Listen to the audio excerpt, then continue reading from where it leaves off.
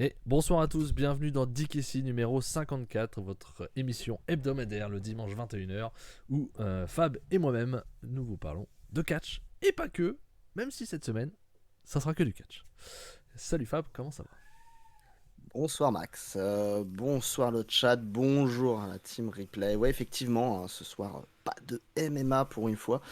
Il prend de plus en plus d'amplitude dans l'émission, on va pas se mentir, mais pas cette fois. Non. On va même étonnamment, on va parler VVE aujourd'hui. Étonnamment, enfin, on va parler VVE, toi tu vas parler de la Bloodline. c'est Ouais. le seul truc que t'as vu du coup de SummerSlam. Après, voilà, j'ai bien choisi. T'as bien choisi, clairement. Bah, t'as choisi la moitié du show, hein, tu sais pas rien. Et salut Gringo qui est dans le chat, salut à toi. Bonsoir Gringo. Et ouais, donc pas de MMA cette semaine parce que c'était un Fight Night pas très intéressant, en tout cas qui nous intéressait pas des masses. De quoi on va pas parler cette semaine, mon cher Fab? On va pas parler de Van Der Poel, champion du monde. Champion du monde de cyclisme, oui. Cyclisme, on va pas en parler. Non. On va pas parler de Saint-Etienne qui a sa première défaite en Ligue 2. Effectivement, ni d'Auxerre qui a sa première victoire. Ouais. On va pas en parler non plus. On va pas parler de Sedan, en Régional 1. On a plus à parler. On est marre. Enculé de la FFF. Si vous nous regardez, parce que je sais bien que vous nous regardez, la FFF, allez vous faire foutre. On va pas parler de Sochaux du coup. On va pas parler de Sochaux non plus. Effectivement, les pauvres, ils sont un peu dans le même cas que Sedan, on va dire. Dépôt de bilan approchant. Bonsoir Hubert. On va pas vous parler de l'élite. Étonnamment. Non. Là, on repart sur le catch, mais on ne va pas vous parler de l'élite.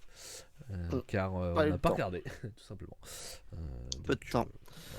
On a choisi de regarder d'autres choses. On va pas vous parler du N1 Hubert cette semaine. On en reparlera normalement si tout va bien. Si on arrive à regarder, Fab a regardé la journée d'aujourd'hui. Moi, je n'ai pas eu le temps. Et on va essayer la semaine prochaine de regarder encore. On devrait vous en parler la semaine prochaine avec la fin du climax. Ouais, il y a de grandes chances qu'il n'y ait pas non plus de MMA. Un Puromania exclusif. Ni de l'élite. Vintage. Ouais, ça risque d'être très tournoi japonais. Ouais, voilà. Très Puromania, très vintage à l'époque, à l'ancienne. C'est ça, le vrai Puromania, on va dire, là, cette fois-ci. Là, vraiment. Pour le coup, ouais. On va reprendre d'ailleurs la numérotation, on était à Puromania, je sais pas combien. 80 et quelques, un truc comme ça, quand même. Hein. Ouais, on est déjà à 54 en déquille des claques. Ouais. Qu'est-ce qu'on a à vous annoncer en intro? Petite news quand même. Je t'en prie, vas-y. On a dit qu'on parlerait pas de MMA, mais juste une petite note, on parlera quand même. Juste cette semaine. On est là dans SummerSlam. C'est vrai. Doucement quand même. Non, juste pour pour les amateurs de MMA un peu plus poussés. Morgan Charrière vient de signer à l'UFC. Le jeune français qui a été ancien champion du Cage Warrior, qui a lavé sa catégorie, est officiellement signé à l'UFC et a son premier combat à l'UFC Paris.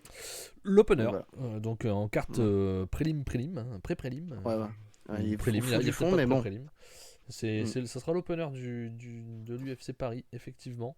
Je sais pas s'ils ont mis la carte à jour, je vais vérifier sur le truc. J'ai vu la photo, mais. Ils n'ont toujours pas mis la carte à jour, il n'y a toujours pas Lapidus qui est mis sur la carte, alors que normalement il y a bien Lapidus. Donc il y aura Benoît Saint-Denis, bien entendu, Lapidus, Charrière, Gomis, Gann, bien entendu, Fioro, bien entendu, les deux main events. Ouais. Je crois qu'il y a 9 Français en tout. J'ai la carte. Charrière va affronter Zecchini. Ne me demandez pas, je les connais pas. Lapidus affrontera. Voilà. Au poids coq, Lapidus affrontera Gafurov. Gemouri contre Lougran. Il n'y a pas forcément de poids, c'est bizarre. Je sais pas pourquoi. C'est peut-être pas. C'est pas précisé le poids.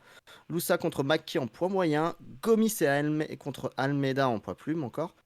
Et à la fin de cette carte préliminaire avec le main event, ça sera des femmes. Ça sera Cornell contre Edwards dans les poids coq du coup.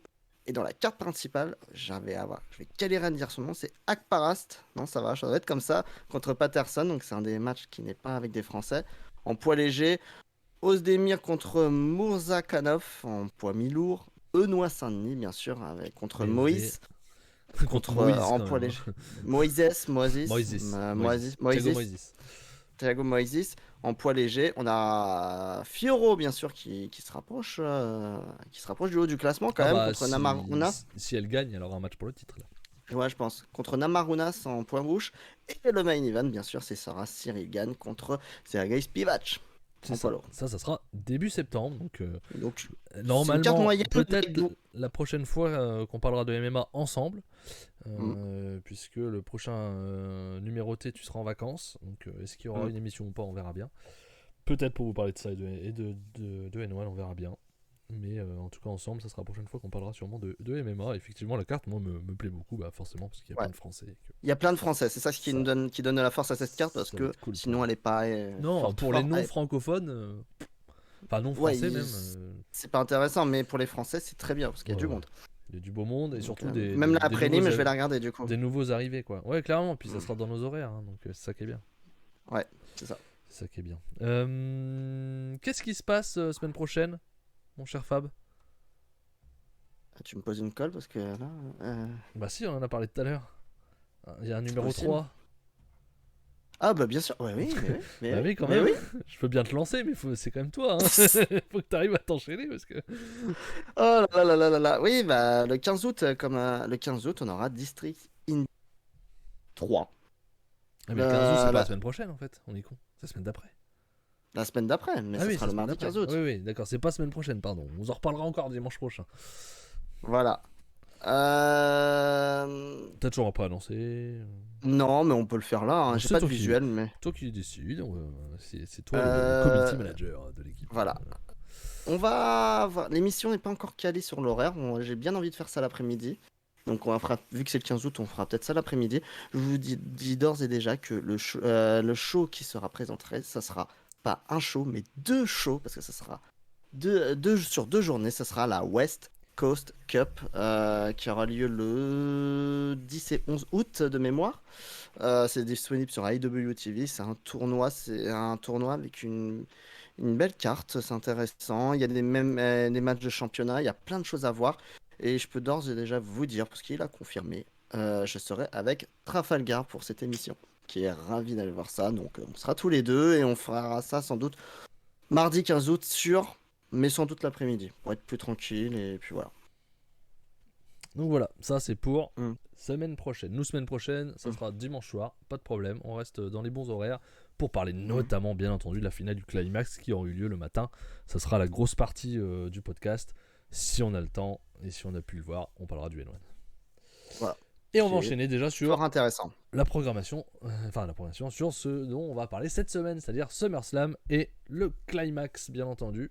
Et on va commencer par SummerSlam. Eh bien, vas-y. Du coup, je te donne juste tu l'entrée. Enchaîne-moi. Voilà. Et je t'enchaîne là. Bim. J'ai la musique correspondante. WWE SummerSlam 2023, la fête de l'été pour WWE. Ça avait lieu cette nuit, donc le 5 août, à Détroit, dans le Michigan. Donc on est un peu reparti sur les terres. On a quitté les côtes pour SummerSlam. On était dans l'Arena Ford Field. J'ai vu annoncer 59 000 personnes fièrement par la WWE durant le show. Apparemment, c'est 51. Sauf qu'ils ont vendu 51 000 billets. Donc, Après, vendre 51 000 billets veut pas dire qu'il n'y a pas 59 000 personnes. Ils peuvent en avoir offert. Ça fait beaucoup d'invites quand même. Ça fait vraiment beaucoup d'invites quand même. Là, c'est vraiment, on a invité vraiment toute la famille, quoi. Après, t'as les CP du truc là-haut. T'as les. Ouais, c'est ça. T'as l'école de catch du coin. Voilà, ça commence vraiment à faire beaucoup quand même. T'as toute l'université qui est à côté. 8000 invites, c'est quand même pas très bon quand même en termes de. Je sais pas, en termes de finance, je trouve ça moyen de faire 8000 invites quand même. Pour Lynn, il y a 4000 places offertes, nous dit Gringo. Ouais, mais ça m'étonne pas non plus. Mais 8000 quand même, hein, c'est le double. Hein, quand même, ça fait beaucoup quand même. Ouais, mais les 4000 places, c'est peut-être un plus 1 à chaque fois. Ouais, je sais pas, mais. Voilà, c'est commenté par Corey Graves et Michael Cole. Je n'ai pas. En fait, tout simplement, j'explique rapidement. C'est Max qui va en parler parce qu'en gros, ce matin, avant d'aller bosser très tôt, j'ai pu voir en live le main event parce que j'étais un peu en avant. J'ai dit, tiens, c'est une bonne idée. Et j'ai vomi. Spoiler. Spoiler. J'ai failli me mettre en arrêt maladie. Mais du coup, j'ai pas eu le temps de rattraper le reste du show à cause de contretemps. Donc, Max, s'en est chargé, je pense, a passé un meilleur moment que moi sur ce show, Max. Oui, enfin, j'ai aussi regardé le main event, donc. Ouais. Mais oui, effectivement. J'ai effectivement regardé toute la carte. Et je trouvais déjà en intro que c'était un bon SummerSlam. Vraiment, si tu coupes la tête, tu vois, SummerSlam c'est une crevette, quoi. Faut enlever la tête et le reste c'est bon, quoi. C'est bizarre comme comparaison, mais. Sauf que, non, ça marche pas parce qu'un main event, t'as envie de le manger. Que la tête, t'as pas envie de la bouffer. Ah, mais j'avais pas envie de la bouffer, moi, de base. Oui, mais de base, t'as envie de la bouffer. Ouais, mais un main event, t'as envie de le bouffer. Oui, normalement. À la base. Donc, si t'en envie, donc. Voilà, moi j'ai passé vraiment un bon moment sur ce SummerSlam, ce qui est rare pour moi sur VVE. Donc je tiens quand même à le souligner, à commencer par ça. D'ailleurs, Cage Match me donne la tendance à 51 000, hein, il les donne pas à 59. Ouais, bah ils prennent les ventes. Ils ont compté les billets. Ils prennent les ventes. Donc, premier match, effectivement, il y avait quoi, mon cher Fab? Alors en opener, c'était Logan Paul contre Ricochet, parce que tout simplement Logan Paul voulait voir son frangin Jack Paul en match de boxe juste après, et prendre son jet privé, donc il avait exigé être en opener. Véridique, hein, c'est vrai. C'est vraiment pour ça, et que son frère c'est Jack Paul, je sais pas si tu connais. Oui, bien sûr, le boxeur. Un boxeur qui était contre Ned Diaz. Ned Diaz, gagné, d'ailleurs. Et il y aura voilà. Normalement la revanche en MMA. Ah, wow, ça va être bien ça. Bah, non, ça va être plus dur pour Jack Paul d'un coup. Ça va pas durer longtemps à mon avis. Salut Dark, que nous dis-tu? C'est ici qu'on quoi? Qui quoi? Qui dit? C'est quoi ce mot? Je connais pas le mot. Je sais pas, je sens que c'est un truc pas poli. Je pense que c'est pas cool. Ouais. Je sais pas, il va nous redire Dark. Désolé, je suis vieux, moi je comprends pas les mots de Jones. Voilà. Bon, alors Logan Paul, Ricochet, Max. C'était un bon opener, hein. On pouvait s'en douter, un opener très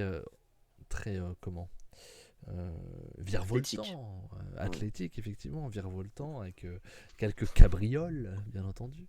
Mais non, c'était. Autour de France, quand on annonce l'été, voici le château de Saxon. C'est trop bien pour dormir ça à chaque fois. Non, vraiment un bon combat. Logan Paul m'épate à chaque fois que je le vois, franchement. Pour un non-catcheur, vraiment,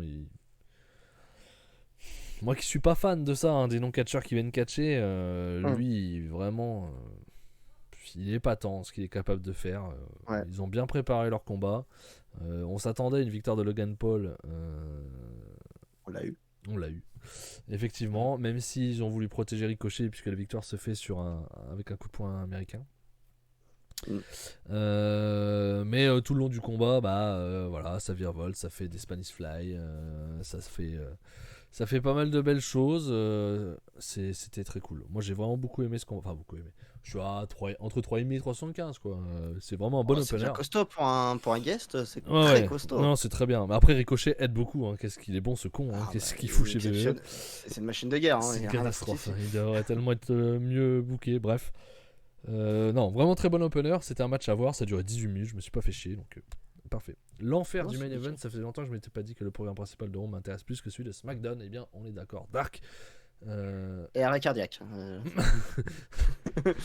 Mais moi je me dis pas que je préfère Raw ou SmackDown ou quoi que ce soit parce que je regarde rien. Mais le main event, on en reparlera. Logan Paul, c'est terrible, mais je ne peux vraiment pas l'encadrer. C'est un vrai repousseur pour moi. Alors, la personne. C'est le but. Peut-être que tu as un problème avec la personne. Elle est détestable. Elle est détestable. Mais le catcheur en lui-même. Enfin, le catcheur. Je sais même pas si je peux l'appeler le catcheur, mais si, je peux l'appeler le catcheur, je pense. Le performeur. Le performeur. J'ai pas grand chose à dire pour un mec qui vient pas du catch, quand même. C'est chaud. Hein. C'est chaud de lui reprocher des trucs. Hein. Je trouve. Derrière Max. On passe à la revanche. Comment ça derrière moi? Non, t'inquiète. Ah, voilà, putain, il m'a fait peur. Il faut pas faire des trucs comme ça, il est fou lui. C'est Cody Rhodes qui n'est pas derrière toi. Non, tu l'auras entendu, il y aurait la musique, il y aurait des pétards partout derrière toi. Qui affrontait Brock Lesnar. La revanche, Max. Bon. Si on n'a pas la musique. Pour le replay, désolé, il y a la musique de Cody Rhodes derrière. On sait jamais. Hein. Tu mets la musique de Cody, il est possible qu'il apparaisse chez toi. Hein. Bon, la légende raconte qu'il apparaît. On va arrêter les happenings musicales. Donc, oui, Cody Rhodes qui faisait face à Brock Lesnar. Qu'est-ce qui s'est passé dans ce combat, mon cher ami? Bah, il a perdu son short, a priori. Ah, tu. Ok. Il aurait perdu la moitié de son froc, a priori, Brock Lesnar. J'ai même pas fait attention. A priori, il y a un problème de froc. En même temps, donc, non, j'ai un autre problème vestimentaire que j'ai en tête, qui aurait pu être plus problématique. Ça, j'ai pas fait gaffe. Qu'est-ce qu'il y a eu dans ce combat? Je te demande sans que t'aies vu. Bah, des souplesses, peut-être des souplesses et des F5. Et le booking, il était comment? Cody s'est fait laver le cul du début à la fin, il a gagné à la fin. Voilà, c'est ça. Et je te jure que j'ai rien vu. Ouais, je sais juste qu'il a perdu mais- son froc. Parce que Suri a dit qu'il a perdu son froc. C'est toujours ça en fait. Mais- Même Brock Lesnar, quand il perd, de toute façon, il gagne quand même quoi. Enfin, je veux dire, c'est Ouais. chiant. C'est chiant. Pourquoi j'ai la musique de Gunther moi Donc, c'est effectivement Cody Rhodes a battu Brock Lesnar. Heureusement, ça me paraissait logique. Dans un combat qui est pas très bien. C'est dur de matcher entre les deux, quoi. Je vois pas. Ça marche pas. Je les aurais pas mis en face à face. Hein, les Enfin, deux, ça marche va pas. C'est pas que ça marche pas. Je dirais même pas ça, moi. Moi, le problème, c'est Brock Lesnar. Il catche plus. Ah, mais il sert à Et rien. autant, j'ai tellement aimé Brock Lesnar, moi, il y a quelques années. Enfin, non, il n'y a pas quelques années. Dans les années 2000, surtout. Ouais, voilà. Même son retour en 2012, j'ai bien aimé jusqu'au match contre Cena, je pense, où il pulvérise Cena, ou après il fait plus que ça. Je pense que C'est insupportable, ouais, c'est ça. Oula, il catche plus, mais moi j'étais un grand fan de Brock Lesnar avant, donc c'est dur. Voilà, je mets la bonne musique de Cody Rhodes. C'est compliqué, c'est même pas frein. Ouais, je sais même pas si c'est frein à main, c'est le côté épique. Je fais le minimum. J'ai l'impression que c'est le côté épique, c'est je fais des souplesses qui font tellement mal, je ne fais plus que ça et c'est marre quoi. C'est un peu relou quoi. Et puis Cody Rhodes qui fait 3 fois son finisher pour faire tomber Brock Lesnar quoi. D'affilée. C'est qui avait fait un truc comme ça. Ouais. Bah rappelle-toi contre. Non, c'était catastrophique cette Rollins.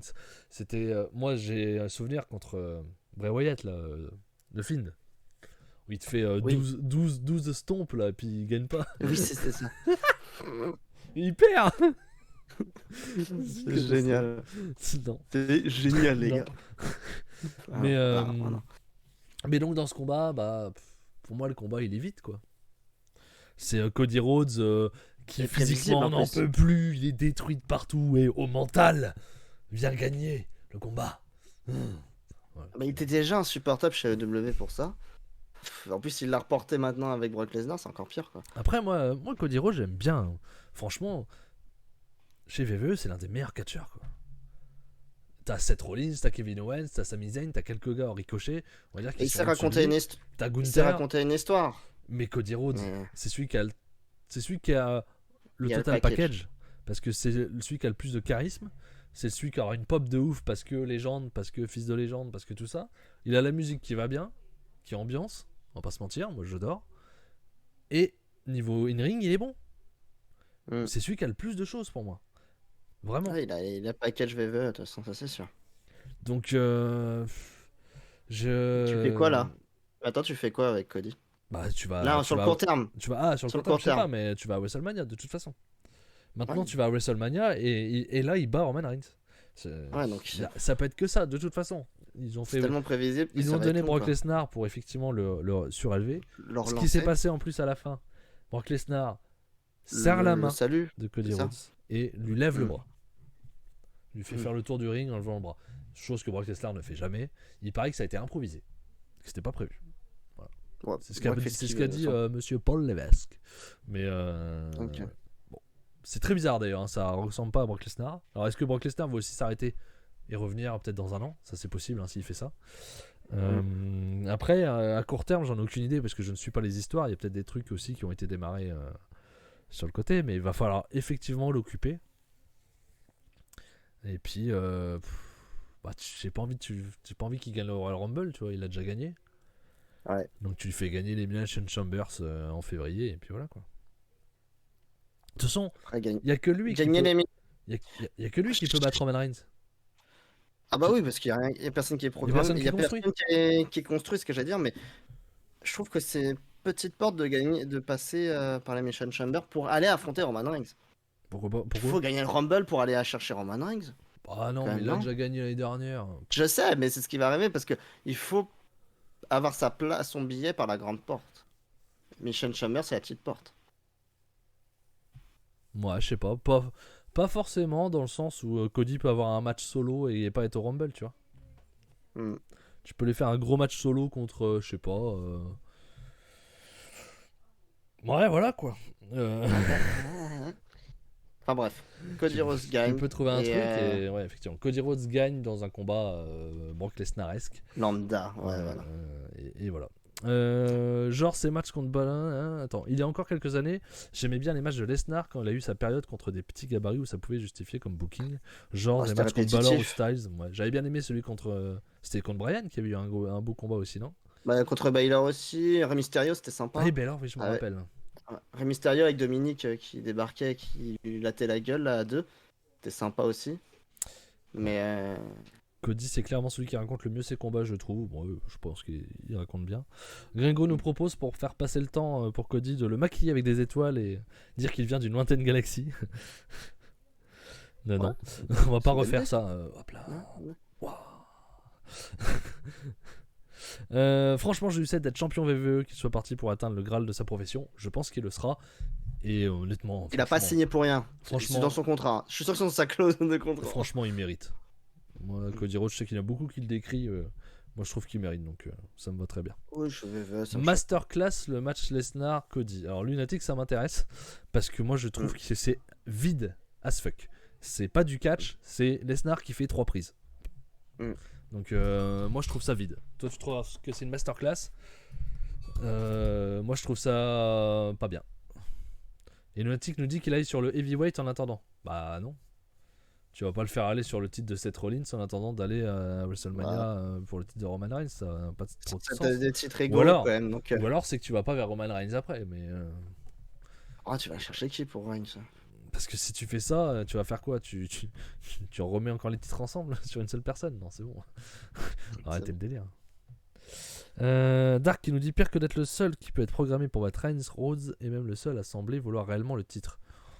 Voilà, Dark, je vois pas pourquoi tu dis ça. Je pense qu'il y en a plein dans les coulisses qui le veulent, hein, mais VVE les book pas. Hein. Oui, on lui dit Ricochet, on lui dit tu vas battre Roman Reigns, il va te dire oui, hein, y a pas de problème. Hein. Ah bah Bobby Lashley qui revient en force. Non. Ah non, mais sans gagner forcément. Ah. S'il gagne pas, c'est compliqué. C'est chaud hein, de pas gagner. Hein. Ça ferait 2 fois, hein. deux chances. Deux chances de championnat en moins d'un an. Ouais, oui. Ça fait beaucoup quand même. Puis tu le fais, ça veut dire qu'il va falloir que tu fasses perdre parce qu'il y a des interventions et des trucs. Je sais pas. Bon. Là, il va poireauter, il va affronter des gars. Ouais, il va avoir des petits trucs à droite à gauche. À mon avis, il ira peut-être aller chercher Austin Theory, pourquoi pas en attendant, ou une connerie dans le genre. Non, il a le titre US, tu vas pas le faire prendre le titre US à Cody. Bah en attendant, ils sont capables. Ouais, mais il faut le faire perdre aussi. Ou alors il le rend. Alors, regarde John Cena à l'époque pour son premier titre de champion du monde, il le perd juste avant WrestleMania, ça a glissé. Hein. Ouais, je sais pas. Bon, à voir. À voir. Juste derrière, Max, on a été je sais pas si tu... Putain, il y avait Thomas Ciampa, il y avait The Miz, il y avait Shinsuke Nakamura, il y avait Sheamus, Santos Escobar. Arrête-toi, bah, c'est bon, on va pas me faire la liste complète, c'était à chier. C'est tout le... Tout le principe d'un Rumble match à chier. Enfin, mais tout ce qu'il y a. Il y a tout ce qu'il faut pas faire, qu'on nous fait tout le temps. Il y a Homos, le géant, que tout le monde a peur, qui balance plein de gens, puis après il se met à 10 dessus et il le balance. Il y a l'autre qui se fait éliminer, du coup il va éliminer l'autre. Enfin, c'est tout ce qu'il faut pas faire, tout ça pour faire gagner LA Knight. Alors moi, ceux qui regardent VVE, je vais vous m'expliquer ce que vous avez avec LA Knight. Moi je ne comprends pas. J'ai l'impression que c'est une fausse hype en fait. Je comprends pas. J'ai l'impression que c'est un truc créé de toutes pièces. Oui, c'est un buzz en fait qui a été créé sur une soirée. C'est un story États-Unis qui a créé un truc comme Baron Corbin quoi. C'est un délire qui a été créé. Et j'ai l'impression que tout le monde suit parce que c'est le truc à suivre. Sans vraiment y croire. Mais le mec il a aucun talent quoi. Enfin, sur le ring, je vois rien. Hein. Il est pas ouf. Hein. Je me rappelle de lui à Impact, c'était vraiment pas terrible. Hein. Ouais, voilà, Tommaso Ciampa. Bon, après, il est tout le temps blessé. Mais il serait intéressant. Bah, là, t'as. Par exemple, non, bah, dans la Battle Royale, elle est nulle, la Battle Royale. En même Non, temps, il est tu vois les nul. mecs qu'il y a dessus, il y a Ah oui, rien. c'est nul. Nakamura, on le voit pas du truc. Dès qu'on le voit, il se fait sortir. Enfin, franchement, Non, mais j'ai mal Rusev à Day, il mon y avait catch un quand je vrai vois ça. Hein. C'est pas Dark. bon. Tu dis, c'est le nouveau Rusev Day. Ouais, mais Rousseff, Rusev, il avait du talent. il avait du talent, du charisme, et il avait ce truc que les gens avaient vraiment envie de le suivre. J'ai l'impression que LA Knight, c'est juste. Il faut suivre le J'ai l'impression buzz. que c'est une C'est pas blague. pareil. J'ai l'impression que c'est une Il faut blague. suivre le buzz. Charismatique, très bon micro. Je sais pas. Très Je bon trouve pas micro, plus que ça. je sais pas parce que je l'ai pas vu, mais charismatique. Et puis, il a rien, quoi. Hmm. Je comprends. Après, chez VVE, oui, ça passe. Ça C'est peut suffire. moyen plus, tu trouves, Damien? Oh. Waouh. Et, et là, il a quoi? Il va gagner, il va avoir un championnat avec ça? Non, non, Avec la il y a Battle rien. Royale. Je crois qu'il y avait rien d'annoncé.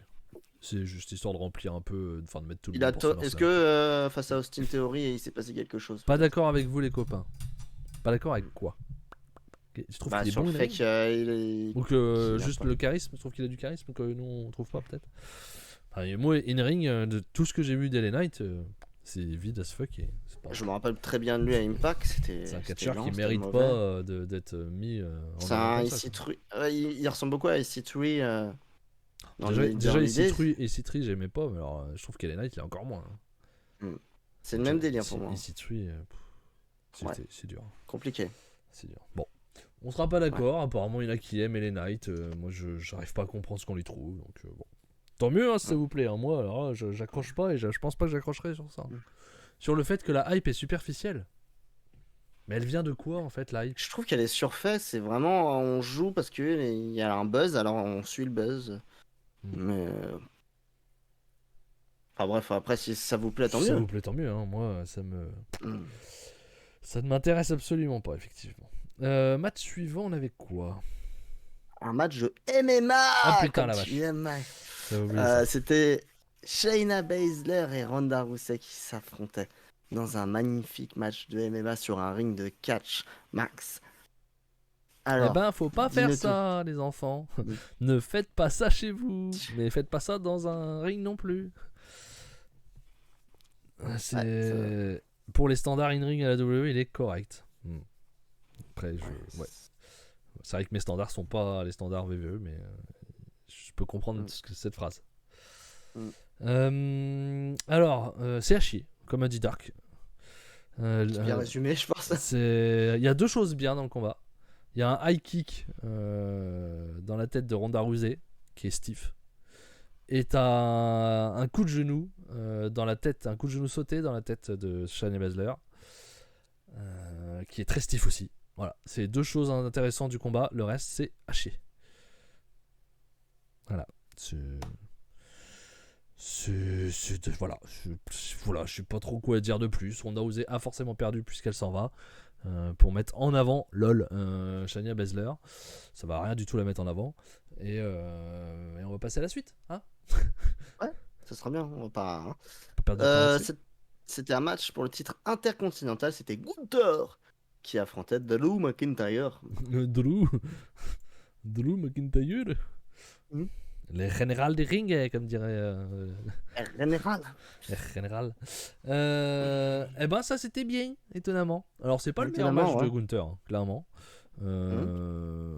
C'est dommage que Ronda perde un match pour rien au final. Bah si, c'est normal, elle perd, elle s'en va. Elle met en avant en plus c'est sa copine dans la vraie vie. Elle met en avant Shayna Baszler, qui elle reste dans la compagnie, c'est logique.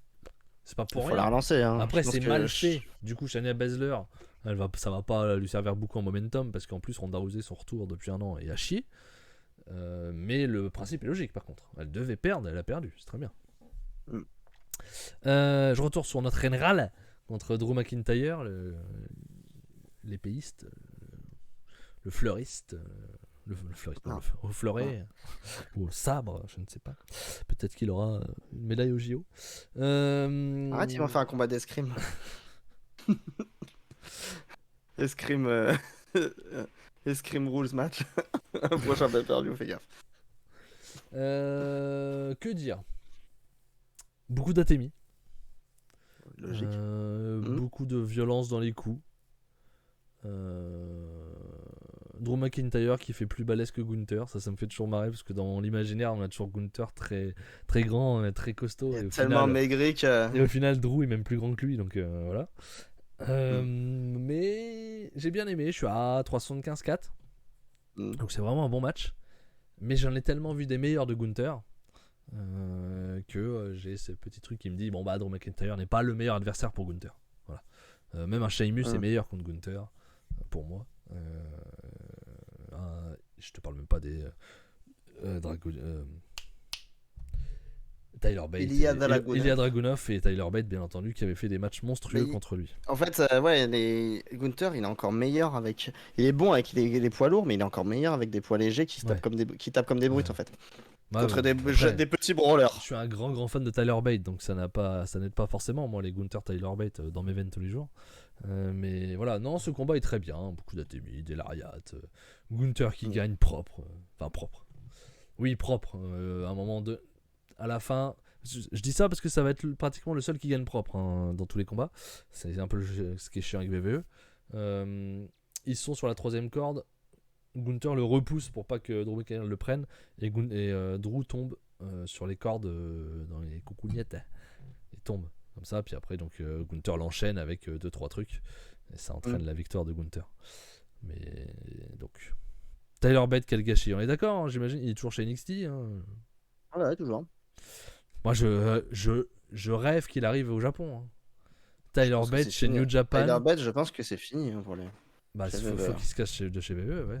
Mais vraiment, t'imagines Tyler Bate qui vient chez les juniors, chez New Japan? Moi, je le vois chez Noah, moi. Ouais, mais il ira pas chez Noah, il est trop connu. Je le vois plus chez Noah à taper comme un sourdingue comme il fait. Ouais, mais moi je veux qu'il vienne taper comme un sourdingue chez New Japan pour que ça fasse un peu de différence. Aussi, mais... Ce sera trop bien. Moi j'attends que ça. Un Nakajima ou un Go. Mais non, il est junior. Contre Tyler Bate. Il sera junior au Japon. Pas grave. Pas bien grand. Il sera junior au Japon. Putain. Mettez Pete Dunne face à Gunther, bien sûr. Pete Dunne, Tyler Bate, moi c'est les deux gars que j'adore et qui sont pas utilisés à leur juste valeur, même si Pete Dunne, au moins lui, il est dans le main roster. Ouais. Après, c'est une question d'attente, je pense, Pete Dunne. Je pense que Pete Dunne, ça va décoller. C'est juste qu'il peut pas le faire tout de suite. Il est obligé de faire étape par étape. Ça serait étonnant, oui. Après, il est obligé de faire étape par étape. C'est pas pour ça Ouais, mais c'est. Ouais. Donc bon. C'est comme ça. Donc voilà, victoire de Gunther qui continue sa belle série avec le titre intercontinental, et ça c'est très bien, c'est un des trucs positifs de VE, c'est le titre intercontinental avec un Gunther combatif et qui gagne sans aide de ses gars. C'est important ça. Donc, c'est ça, il est un des rares du record. Un des rares qui peut aller c'est qui, c'est Honky Tonk Man le record? Honky Tonk, ouais. Un des rares que tu peux envoyer vers Roman Reigns actuellement, c'est Gunther. Il est crédible, mais il est trop fort limite. Non, il perdra, mais ce sera la façon de le faire perdre, mais peut-être dégueulasse. Mais bon, faudra qu'il perde l'Intercontinental aussi, quoi. On va voir comment ils vont faire. Mais voilà, c'était un bon match et Drew a perdu effectivement Gringo, mais c'est normal. Gunther devait gagner, il fallait qu'il conserve pour moi. Donc ça me va très bien. Derrière Max, encore, regarde derrière toi. Derrière, tu avais Seth Rollins contre Finn Balor pour le titre World Heavyweight. C'était la revanche de la revanche au final, parce que voilà, si t'as bien compris. Mais Seth Rollins défendait son titre. Qu'est-ce que tu as pensé de ce match, Max? Eh ben, c'était très bien. C'était un très bon match. J'ai mis 3,75. C'était hyper rythmé. C'est un combat où il y a eu de la physicalité, ça s'est bien mis dans la tronche par moment. Pas comme Gunther, bien entendu, c'est pas le même style, mais c'était vraiment très très rythmé. C'est deux très bons catcheurs, donc ça j'ai pas trop. Il y a du monde chez Max, c'est ça. Donc j'avais pas trop de doutes là-dessus, mais je trouve que de ceux que j'ai vus, en tout cas, pour moi c'est le meilleur combat. Le problème c'est l'overbooking à la fin. La morale de ce match, c'est que Finn Balor est nul. Alors non, je ne suis pas d'accord, lunatique. Finn Balor est un très bon catcheur. Non, moi vraiment ce combat j'ai bien aimé. Techniquement, c'est même l'un des meilleurs, c'est un des plus complets en in-ring. Ouais, j'en mets 5-6 devant lui quand même, hein, mais moi perso j'en mets une paire devant lui quand même. Hein. Mais non, c'est un très bon match. Les interventions arrivent vraiment tout à la fin, donc t'as vraiment un combat. T'as le temps sous les yeux? J'ai 18 minutes. Voilà, donc t'as au moins 15 minutes où t'as absolument pas d'intervention, rien du tout. Donc ça permet d'avoir vraiment ces 15 minutes là qui sont vraiment très très bonnes, très rythmées. Ça s'arrête pas, il y a pratiquement pas de pause. Du coup, ça passe super vite. Et c'est un match qui coule tout seul pour moi. Le match est vraiment bien, 3,75. Victoire de Seth Rollins. Victoire de Seth Rollins parce que. Comment expliquer ça? Il y a son copain à la mallette qui vient. Il fout la merde. Il attaque Seth Rollins, ce qui donne l'avantage un peu à Finn Balor à un moment donné. Donc jusque-là, tout va bien. Après, t'as aussi Mamie et Monsieur Dominique qui arrivent et tout ça. Il y a Rollins qui reprend la main, je sais plus comment. Du coup, t'as de nouveau. Merde, comment il s'appelle? À la mallette. J'ai oublié son nom. Damien Priest. Merci, Damien Priest. Qui envoie la mallette sur le ring en tenant l'arbitre, en occupant l'arbitre pour que Finn Balor récupère la mallette. Finn Balor va pour récupérer la mallette. Seth Rollins arrive, lui fait son stomp sur la tête, sur la mallette. C'est terminé. Et c'est terminé. Tout le monde descend. Même pour le coup, les interventions dans ce match me gênent beaucoup moins que dans le main event. Ça fait sens avec les programmes et ce qu'on voit depuis quelques semaines. Alors, tant mieux, parce qu'effectivement, toi, tu suis. Mais moi, la seule chose que j'ai vue, c'est que la dernière fois qu'il y a eu Finn Balor, Seth Rollins, t'as Priest qui est arrivé et qui a foutu la merde. Et c'est comme ça que Seth Rollins a gagné contre Finn Balor. Donc moi, j'ai vu un remake en fait. Un remake juste pour attendre et on sait ce qui va se passer. On sait que Balor et Priest vont se mettre sur la tronche. Voilà. Et c'est évident. Peut-être pour la mallette d'ailleurs. Donc ouais, mais c'est du réchauffé quoi. On l'a déjà eu la dernière fois, on recommence. Pour le même combat, tu fais bon. Prends son temps, chez VE. Ça c'est chiant, hein, vraiment. Tu fais bon. Alors, autant le match en lui-même il était bien, autant les interventions pour moi.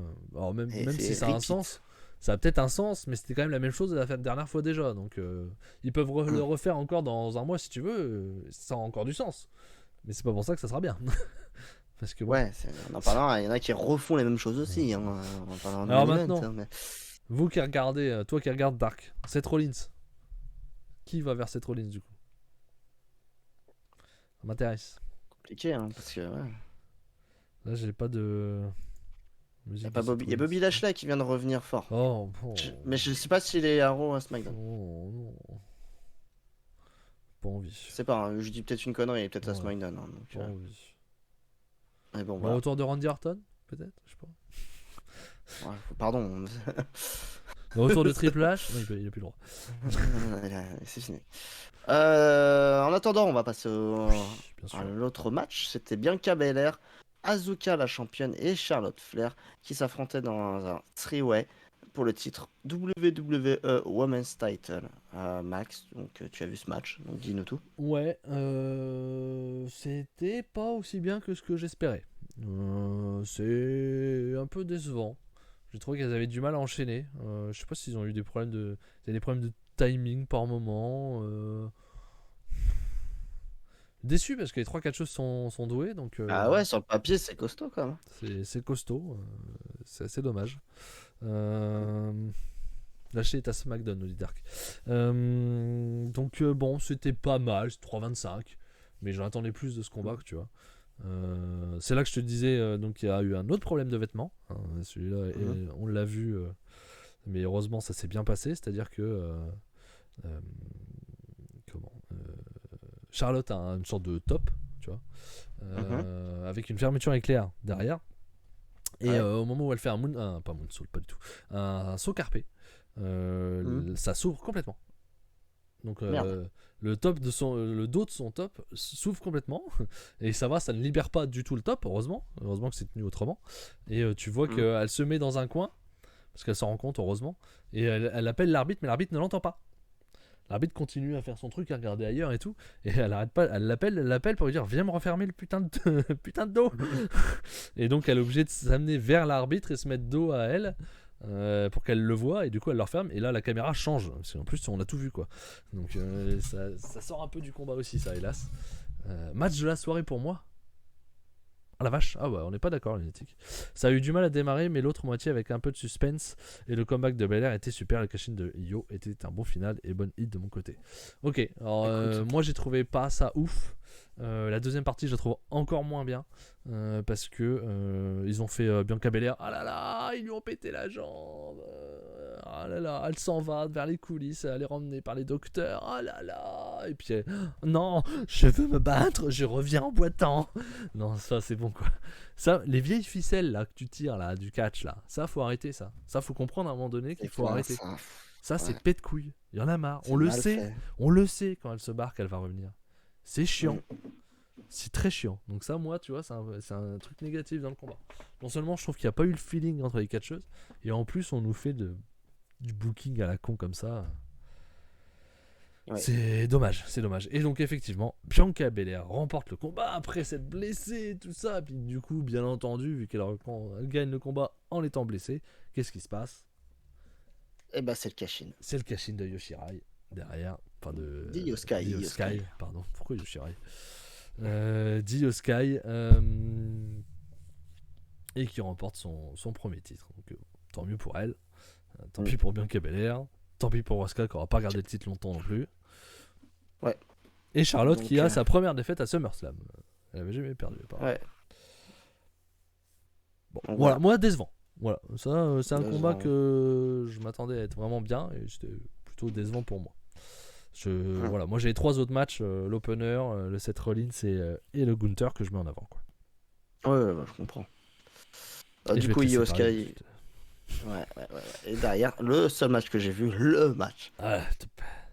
The match. Le tribal combat match. Roman Reigns. Il n'est pas derrière moi là. Je pense pas. Ok. Voilà. Roman Reigns, accompagné bien sûr de Paul Heyman, affrontait son cousin, son Judas, son traître, Jey Uso, qui l'a trahi. Qui veut prendre la tête de la famille. La famille, il n'y avait pas Vin Diesel encore, mais bon, il voulait prendre la tête de la famille dans un combat qui a duré 36 minutes. Je suis en train de voir le temps. 36 minutes. 36 minutes. Et je sais pas combien d'entrées. Ouais, 36 minutes et peut-être 24 prises dans le match. Donc en fait, c'est un Extreme Rules match, entre guillemets, il n'y avait pas de règles, il n'y avait rien. En gros, c'est ça. C'était ça. Donc même avec des armes, on arrive à nous faire un truc horriblement long, une purge, mais c'est infernal. Ça va à 2 à l'heure, des instants pause. Regarde, je fais des profils. On a vu ça au Japon, et des fois, il y a des gens, ils se regardent comme ça, puis ils bougent pas. Ouais, non, mais vous savez pas le faire, les gars, faites pas. C'était limite mieux, quoi. C'était une demi-heure de go avec je sais plus qui. C'était Okabayashi, je crois. C'était limite plus intéressant. Non, mais c'est des instants. On se met face à la caméra et on fait des pauses. Et on est à 2 à l'heure. Mais les mecs ont même pas transpiré, limite. C'était lent. Un Fujita, Kenny, merci. Non, mais c'est insupportable. C'est d'une lenteur. T'as des matchs, t'as pas de disqualification, t'as rien. Donc t'as ce qu'il faut pour mettre du rythme, même dans la lenteur, on va dire entre guillemets. Et tu l'as même pas. C'est affligeant. Et tu sais que t'attends que juste une chose, c'est que tous les tocards arrivent pour intervenir. Là, t'as Solo Sikoa, on sait qu'il va arriver. Et tant qu'il est pas arrivé, on sait que le match n'est pas fini. Donc déjà, tu sais, putain, c'est pas encore fini, il n'y a pas encore Solo. Donc Solo Sikoa arrive, on fout le bordel dans le match.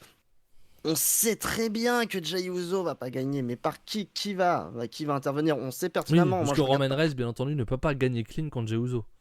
Voilà. C'est obligatoire. Vraiment, ça n'a aucun putain de sens. À chaque fois, Reigns, il gagne parce que quelqu'un intervient. Putain, il a un titre depuis 3 ans. Il gagne jamais clean, ce mec. Jamais. C'est un truc de fou. C'est tout le temps une intervention, et Jey Uso, tu sais qu'il va perdre parce qu'il y a quelqu'un qui va intervenir. Tu demandes juste. Le seul intérêt du match, c'est qui va faire perdre Jey Uso. C'est le seul putain d'intérêt parce que tu sais que ça va arriver. Mais qui? Parce que tu sais qu'il y a encore un Oi de je sais plus qui, là, qui est chez, je sais plus, au Performance Center à NXT, tu dis, ils sont capables de le ramener des fagots. Il y en a un chez Noah, là, en ce moment, là, ils sont capables de le ramener, on sait pas, hein. Il y en a partout en ce moment, voilà, donc on se méfie toujours avec un œil cache toujours 10 anoïs, hein, c'est une expression. C'est une Très connu dans le expression catch. de bricolage.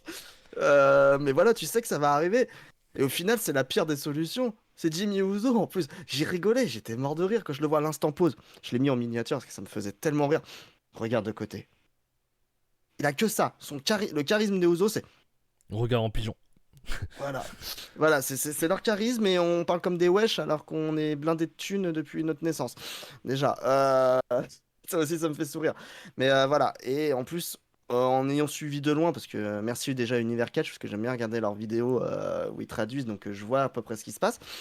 Ça n'a aucun putain de sens. C'est ça qui est le pire, et on retourne en rond. Tu sais, c'est une telenovela en fait, Roman Reigns. On tourne en rond, on fait des retours, des cliffhangers, et ça n'arrête pas, c'est infernal.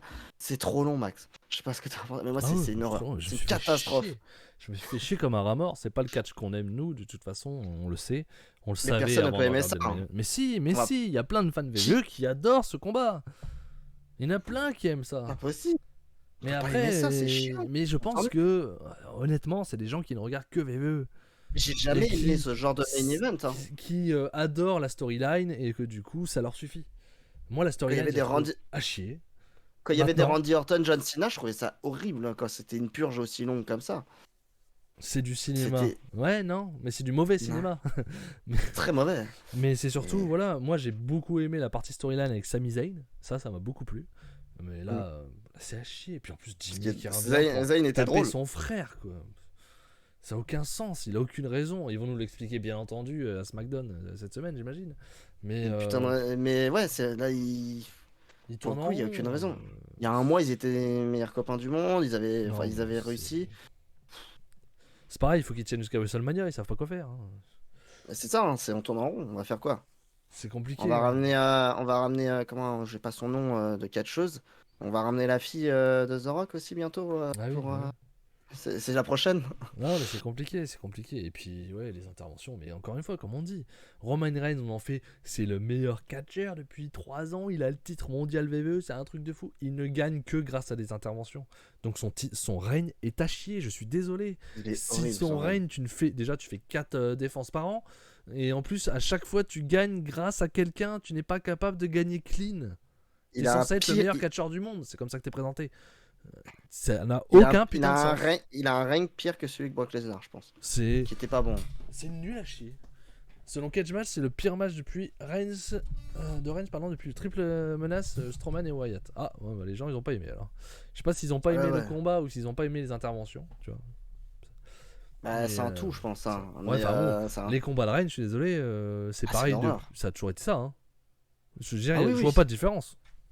Et là, c'était. Depuis- Waouh. Depuis qu'il est revenu de sa leucémie en fait, hein. Il catch beaucoup Oui, moins. et Damien a raison. Son règne est à chier. Et en plus, personne ne sort grandi de ça. Personne ne s'en Y a grandit. rien. À côté de ça, il y a personne qui est construit de toute façon, à part, du coup, comme on dit, à part Gunther. Et un peu, et Cody Rhodes, bien entendu. Et on va dire, allez, Seth Rollins. Mais autre part, quoi. Donc, Ouais, mais Seth Rollins construit, mais en esquivant Reigns. ouais, bien sûr. Qui, lui, par exemple, tu pourrais te dire, il y a une histoire entre eux. Tu peux lui donner la victoire sur Reigns. Tu pourrais. Dans ce cas-là, Cody, à la limite, tu vas battre Seth Rollins et c'est Seth Rollins qui va essayer de battre Roman Reigns. Moi, ça me va aussi. Le règne de terreur de Triple H, ouais, c'est dans l'idée, quoi, mais c'est pire que Triple. Ouais, même non, Triple H, c'est vrai que c'était dur à regarder. Mais ouais, Douce- non, c'est. Doucement les majuscules, Woody, on a l'impression que tu nous engueules. Nous, on n'y est pour rien. Hein.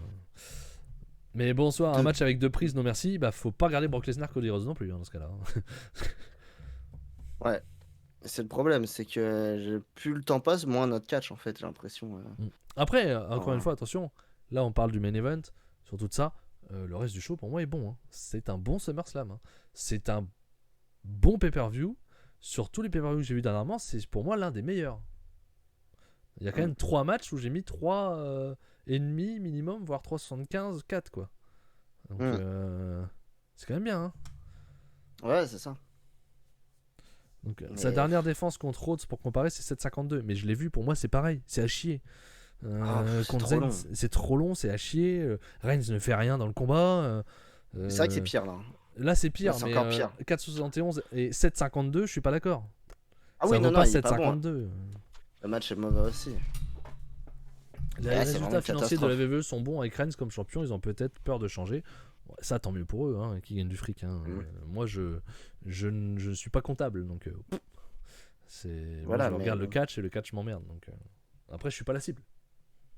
Moi, je suis pas la cible WWE, donc c'est normal. J'ai du mal à comprendre ils vont pas faire comment on peut aimer ça. Si, ça va être les jeunes. C'est beaucoup les jeunes qui vont aimer. Forcément. C'est sûr. C'est pas grave, on va passer à NJP, ça ira mieux. Ah non, Ikuléo, la merde. C'est moi qui rajoute la merde. Eh ben, on va suivre. De toute façon, c'est Gringo qui décide du planning. Donc, on va passer. On va suivre le patron. On va pas suivre le patron, on va passer à Pure Mania. Voilà, c'est comme ça. Voilà. Mais ça veut bien dire que même le public qui a d'habitude friand de cette histoire en a plein le cul. Oui, je suis d'accord avec toi. Ouais, là, vraiment, c'est ça. Alors, tac. Bim. Et on passe au G1 Climax. Qu'est-ce qui se passe? Vas-y. Eh ouais, t'as un problème. J'ai un problème. Pourquoi ça apparaît? Ça va pas apparaître. Qu'est-ce qui se passe? Voilà. Ça va mieux comme ça. Ça va mieux comme ça. Et avec ça, c'est encore mieux normalement. Non, ça n'apparaît pas. Pourquoi ça n'apparaît pas? Ah, parce que je l'ai enlevé. Hop, le Google Sheet.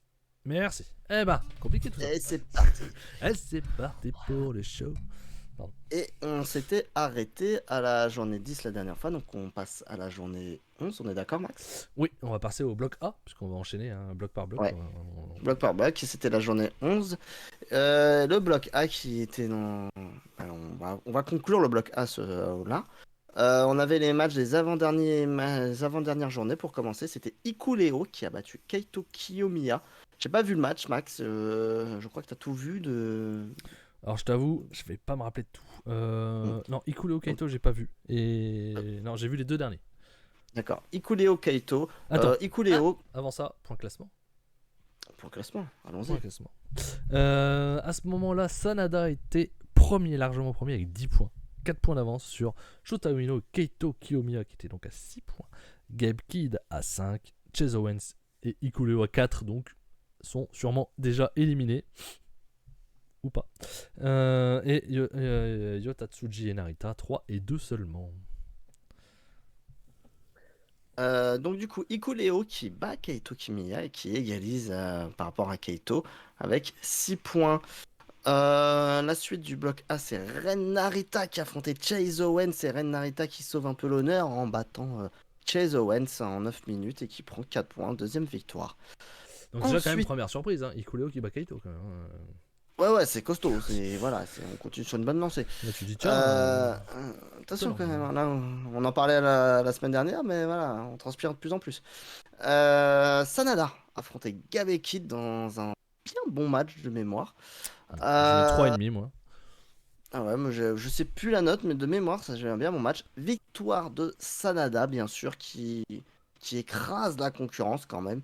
Et qui continue son règne dans ce bloc à tout gagner. Avec 12 points, Gabe Kidd qui reste à 5 points à ce moment-là. Et ce que tu as vu du coup, c'est Yotatsuji et Shota Umino. Max, qu'est-ce que tu en as pensé? Bah j'ai vu Sanada Gabe Kidd aussi. Hein. Ah, tu l'as vu aussi, oui, du coup. J'ai mis 3,5, je mets pas des notes. Oui, c'est vrai, pardon. Non, c'était très cool. Moi j'ai bien aimé ce combat aussi, avec un Gabe Kidd toujours aussi agressif et qui rend bien, même si le match contre Kaito était bien mieux, bien entendu, parce que très agressif. Mais c'est Ikulo, futur champion de Noah, nous dit Dark Knight. Si je le vois plus chez New Japan, ça me va. Hein. Non, donc c'était un bon match, 3,5 effectivement. Et on enchaîne avec le Umino Tsuji que j'ai mis effectivement en affiche, qui était, on va dire, le main event de la partie bloc A. Ouais. Entre les deux jeunes. J'ai mis 4 sur ce combat. J'ai beaucoup aimé. De toute façon, les matchs des jeunes. Umino Tsuji j'ai mis 4, Shota Umino Narita j'ai mis 4, Kaito Narita j'ai mis 3,75. Kitsuji Jimmy 4, enfin tout fonctionne. Donc c'est cool. Et dans ce combat-là, ça fonctionne très très bien. Et comme je le dis souvent, moi j'étais plus hypé par Shota Umino parce que j'ai l'impression qu'il a le total package pour New Japan. Je pense que c'est toujours ce que pense New Japan. Narita parce que Shibata. Et Tsuji, j'étais un peu moins hypé. Mais depuis qu'il est arrivé, depuis son match contre Sanada, Tsuji me hype de plus en plus. Dans ce climax, je trouve qu'il a été très bon. Dans ce combat, il a été très bon aussi. Il fait des prises différentes des autres. Et maintenant, des trois, c'est lui que je préfère. C'est Tsuji, c'est Tsuji que je préfère. J'aime beaucoup ce qu'il fait aussi. Et c'est pas fini, il va continuer à innover, là on va vite en parler. Mais il va innover encore plus là, parce qu'on a la suite et la journée finale max. Au milieu de Tsuji, rappelle-moi le résultat, c'est match nul. C'est Tsuji. C'est Tsuji qui gagne. Non, c'est Tsuji qui gagne. C'est bon, c'est sûr c'est sûr. Ok. Hop. Effectivement, c'est assez étonnant, mais Tsuji, vraiment, moi, très fort. Il me plaît beaucoup. Ouais. Et là, on passe à la dernière journée pour le bloc, à la grande finale. Et bien justement, c'était Yota Tsuji qui affrontait Gabe Kid. Et Yota Tsuji arrive sur la rampe tranquillement. Et Gabe Kid a son habitude depuis le début des blocs, attaque Yota Tsuji et le tabasse. Et là, c'est Kiki qui arrive dans le dos de Gabe Kid. C'est Kiki. Bah, c'est Tsuji justement. Et bah, c'est Tsuji. Donc, quoi? Il ressemblait bien à le mec, hein. Attends, c'est normal. D'accord, j'ai pas compris que c'était moi. Moi, j'ai compris. Je t'expliquerai. Et du coup, bah, on comprend que Yota Tsuji a été malin. Il a pensé à regarder les vidéos. Si tu dis ça, c'est que c'est son frère, j'imagine. Et oui. Et en fait, en réalité, c'était Shota Tsuji qui est le frère de Yota Tsuji, qui est un cascadeur d'ailleurs. Et qui était son frère, c'est pour ça qu'il ressemblait énormément. Et c'était bel et bien son frère. Et en fait, Yota Tsuji a utilisé une doublure pour avoir Gabe Kid. Et ça va payer parce que Yota Tsuji va gagner le match dans un bien bon match. Gabe Kid, c'est vraiment, nous a fait un. Tsuji, on avait peu de doutes. C'est la surprise. Gabe Kid, c'est la surprise. C'est le meilleur débutant, l'un des meilleurs débutants si on compte pas les mousquetaires entre guillemets. Il nous fait un super climax. Il nous sort de très gros matchs, Max. Ouais. Comme Kurt Angle à l'époque. Moi je pense à Edge aussi, avec les Major Brothers à l'époque. C'est ça. Brett et Dan Major, je crois, je sais plus un truc comme ça. Non mais il y avait machin aussi. Non, mais c'était Zack Ryder. Oui, Zack Ryder, oui, voilà. C'était Zack Ryder avec Kurt Hawkins, puis c'était les Major Brothers à l'époque.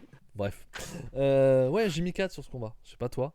Mais ouais, j'ai beaucoup aimé ce combat aussi. Hein. Vraiment très très bon. Le bloc A est vraiment le meilleur. Hein. Moi, même si bloc B est bien parce que Ospreay te fait des masterclass à chaque match. Mais le A, il était vraiment trop bien. Moi, je sais qu'il y en a beaucoup. Et surtout par rapport à la victoire de Hikuleo, on va en parler à la fin, qui dégueule sur le climax. Et moi, j'ai beaucoup aimé ce climax. C'est un très bon climax pour moi. Et c'est que le début, hein. On va arriver au quart maintenant, hein. Ça va monter en niveau in-ring, hein, vous allez voir. Hein. Donc non, moi je suis très heureux de ce climax. Un peu moins de certains bookings, mais très heureux du climax. Ouais. Et à ce moment-là, Yota Tsuji, j'ai mis 4 aussi. T'as mis 4 aussi. Et le Umino Tsuji, t'avais dit quoi? Je sais plus la note, mais ouais, 375, 4. Ouais, c'est les mêmes eaux. Voilà. Et à ce moment-là, au moment du show, Yota Tsuji est provisoirement qualifié en deuxième place. Non, ça c'est pas possible. Il peut pas être qualifié. Non, t'as Umino ou Hikuleo qui se rencontrent. Donc il y en a forcément un des deux qui gagne ou au pire. Oui, mais en termes de points. Oui, non, mais il pouvait pas. Il ne pouvait plus. Oui, je sais, mais t'as 7 points. Oui, d'accord. Voilà. Au début du show, il ne peut plus gagner. Je sais. Voilà. Il est déjà éliminé. Ça fait quelques temps qu'il est éliminé, Tsuji.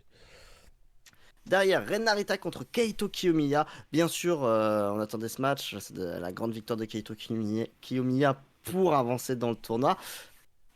Patatrac.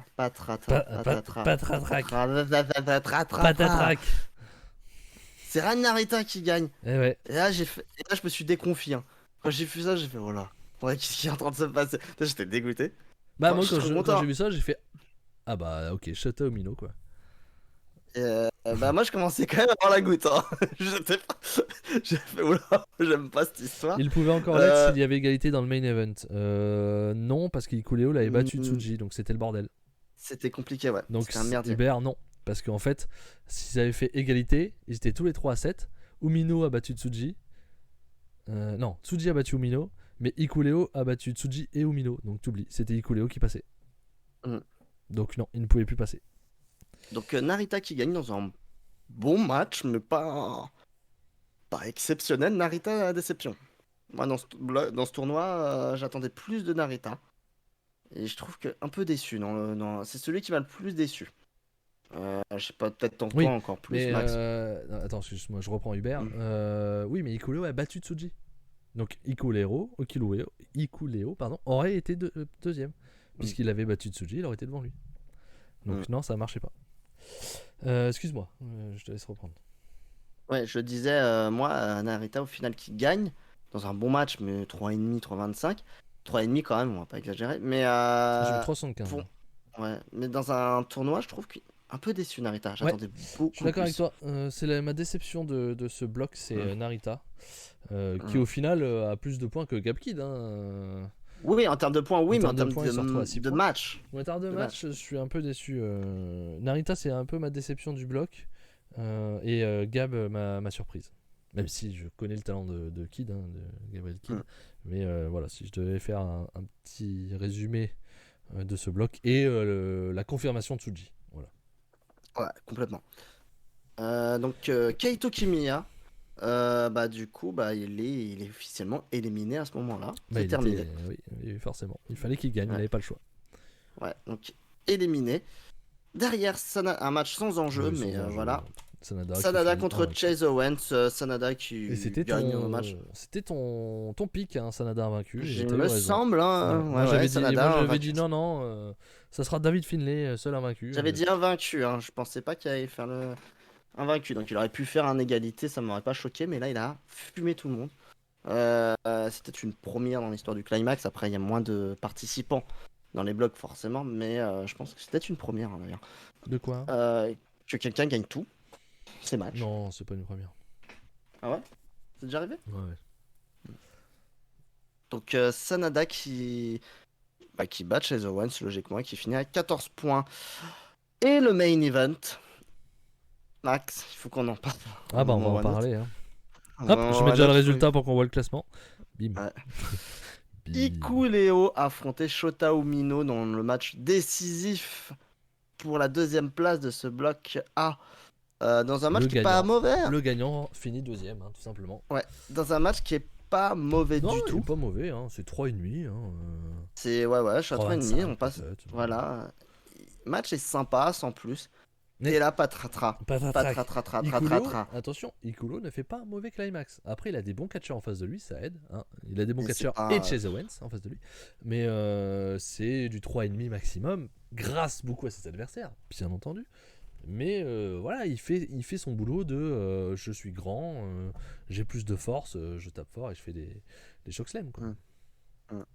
Et Ikuleo, Shota Umino. Et met la clim pour nous, parce que le public avait l'air. Voilà. Oui, mais c'était content le public. Ouais, mais il aime bien. Il chantait vraiment bien. Donc voilà, nous on n'est pas à la cible là-dessus, c'est clair, mais les Japonais, eux, ils y vont.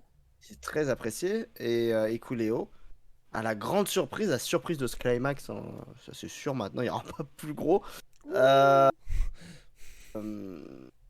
Gagne ce match et finit deuxième et passe dans un groupe très compliqué. Il arrive à passer. Voilà, c'est la grosse clim, j'ai la rage. Dégoûté, j'étais dépité de ça, j'en suis toujours, ça me dégoûte. On a beau me trouver n'importe quelle excuse, Ikuleo, c'est Ikuleo, il a pas le niveau.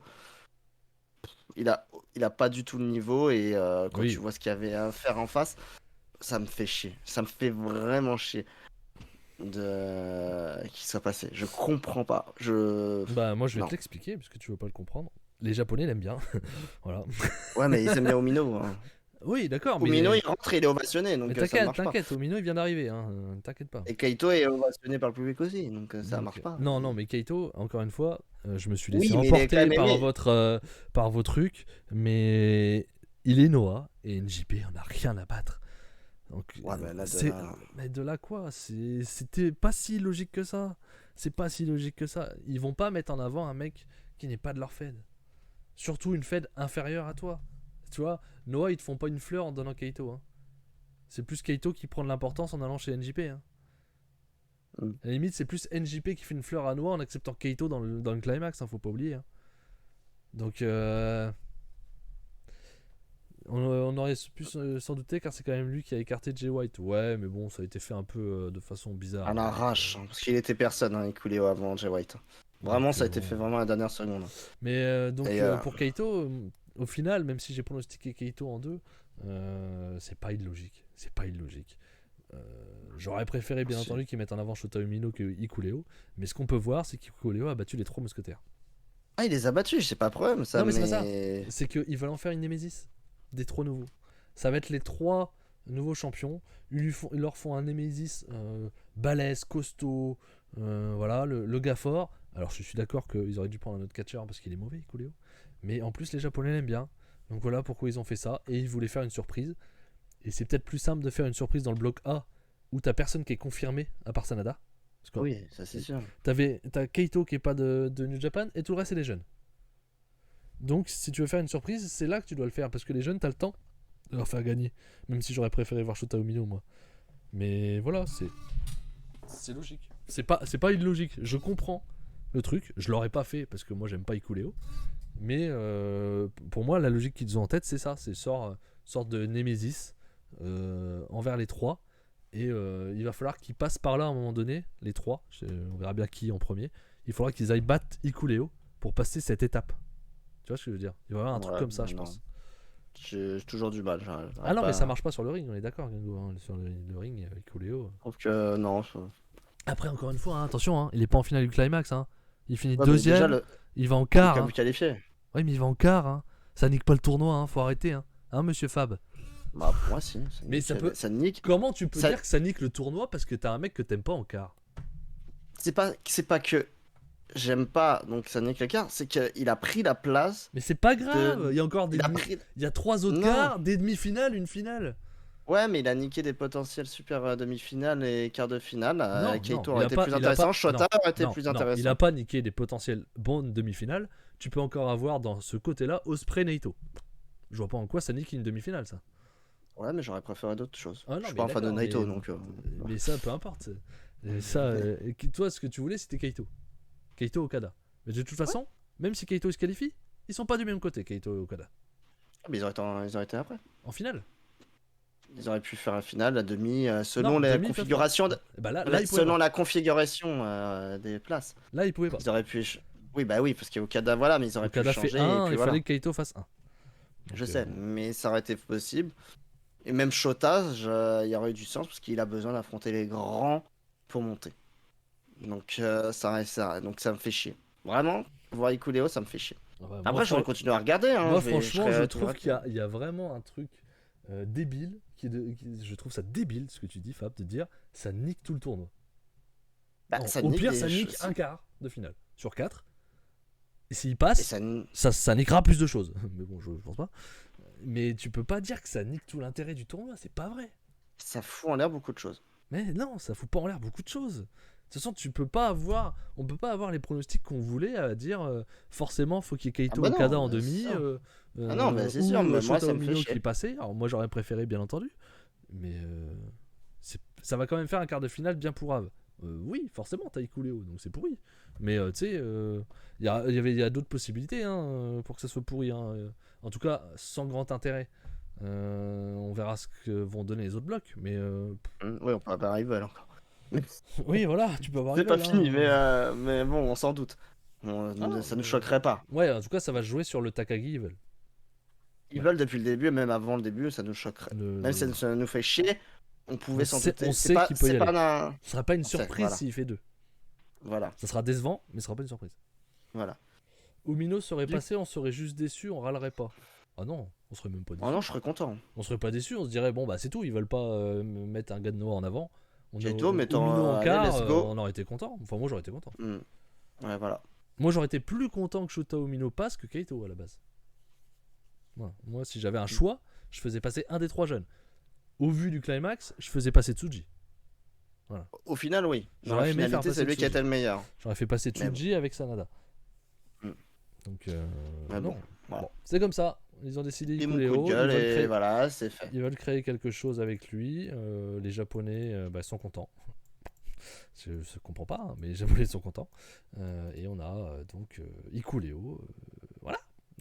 C'est la vie que NJP a décidé de mener. Donc on va faire avec. Effectivement, on aura un quart moins intéressant que ce qu'on aurait pu avoir. Mais c'est pas grave, il y en a d'autres. Et rappelez-vous que normalement au Climax, vous n'avez pas de quart. Hein. Vous n'avez même pas de demi. Donc c'est des matchs que vous n'êtes même pas censé avoir. Donc voilà. Arrêtez de vous plaindre, merde. Max. Oui. Alors donne-nous le classement provisoire du bloc B, Max. Alors avant les 2 dernières journées, nous avions Okada et Ospreay qui étaient à 8 points. Taichi à 6. Et ensuite derrière Yoshihashi, Kenta, ELP, Tangaloa 4 et Great-O-Khan à seulement 2.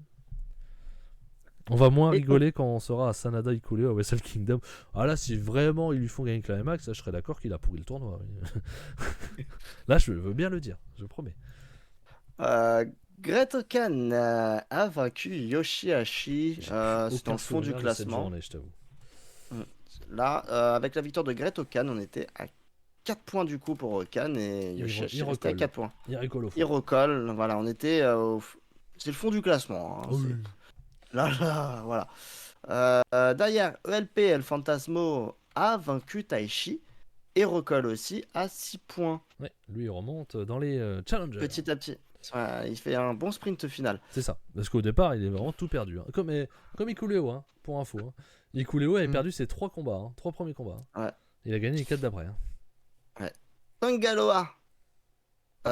Là, celle-là. Là, on l'a pas vu non plus, celle-là. Sachant que Ospreay venait de battre Okada la journée d'avant. Voilà. A vaincu Will Ospreay dans un décompte extérieur. Étonnant. Hein, là, tu vois ça déjà. Moi, si j'ai commencé à avoir une petite goutte.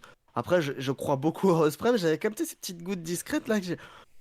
On va rester zen, mais bon, là, attention quand même. Ospreay qui reste à 8 points et Tangaloa qui est quand même pas mal à 6 points. C'est 6 points de plus qu'on ne pensait. Hein. Au moins 4 de trop. Ouais. Au moins 4 de trop. Voilà. Il devait être dernier derrière Yoshihashi. C'est ça. Voilà, mais bon, voilà. Enfin bref. Et le main event, c'était Kazuchika Okada contre Kenta. Okada qui gagne, logiquement, quand même, j'ai envie de te dire. Oui. Qui est à 10 points. Kenta qui est à 4 points, qui est déjà terminé. Terminado, il est qualifié. Maintenant, c'est pour la place. Voilà. Quoi. Okada est passé, mais voilà. C'est quelle place il aura et qui aura. En gros, il devra gagner son dernier match pour être sûr d'être premier et d'éviter Keito. Ah bah non, Keito ne s'est pas qualifié. Et ouais. Bloc B, la dernière journée, du coup, c'est Kenta qui sauve l'honneur, entre guillemets, en battant Yoshihashi qui prend 6 points. Qui finit dans le ventre mou, mais voilà, c'est sa place. Oui, logique. Et qui a fait un super match contre Ospreay, donc il a réussi son tournoi pour moi. Voilà. Great-O-Khan, lui aussi qui recolle sur Taichi. À 6 points, comme ça tout le monde est content, tout le monde est à 6 points quasiment. C'est juste Yoshihashi qui est à 4. Et lui, on lui chie dessus. Yoshi a chié dessus, voilà. Ouais, c'est ça.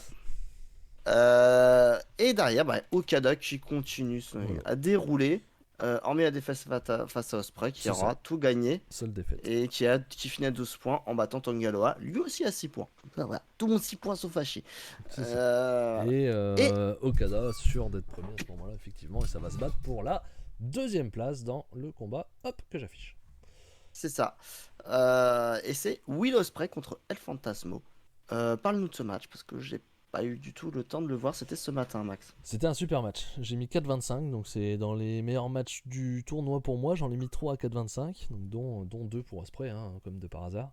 Contre Kenta et dans ce match-là, contre ELP.